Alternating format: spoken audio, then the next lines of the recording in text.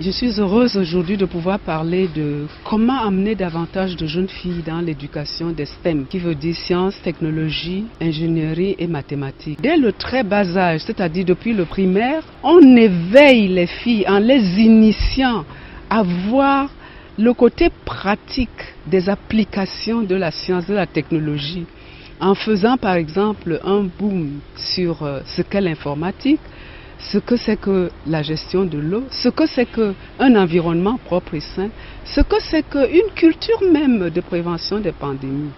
Et en réalisant des TP, en travaillant de manière interactive, on éveille leur esprit à comprendre qu'elles sont des personnes autonomes qui ont la réflexion et qu'elles peuvent, en identifiant les problèmes autour de leur environnement, trouver des solutions. C'est ça qui amène l'innovation et la créativité. Les activités que la Fondation mène de manière annuelle, c'est le camp d'excellence scientifique et culturelle où nous accueillons des jeunes filles de la 6e en terminale. Et nous les accueillons pourquoi? D'abord pour qu'elles sachent qu'elles sont dans un point de convergence et de partage. Partage de bonnes idées, de bonnes pratiques, partage d'une étude de la vie communautaire, convergence parce qu'elles se retrouvent toutes là venant d'environnements divers. Et c'est en plus un lieu et un environnement qui leur permet d'ouvrir leur esprit à voir les défis et enjeux du monde qui les entoure directement. Qu'est-ce qui s'est passé lors de l'édition sur l'eau et l'environnement? Je leur ai posé la question, quand maman ramène une bouteille d'eau sur votre table, vous savez d'où elle vient? Quand maman ou vous-même vous ouvrez le robinet, savez-vous d'où vient cette eau?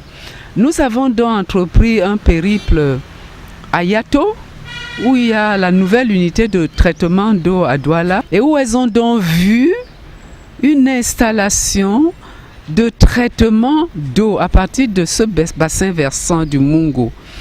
Et elles ont compris que l'eau qui sort du robinet, ce n'est pas par magie, à travers des systèmes de canalisation, des systèmes de traitement, on peut donc la distribuer.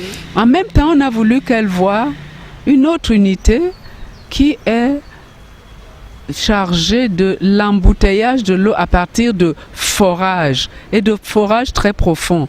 Nous les avons amenés dans une ville du sud-ouest du Cameroun où il y a une grande unité d'embouteillage d'eau de forage. Donc elles ont pu se rendre compte qu'il y a différents moyens d'approvisionnement en eau, de traitement d'eau jusqu'à ce qu'elle arrive au niveau ou du robinet ou alors dans les bouteilles. Le dernier point, c'est des modèles de rôles sociaux.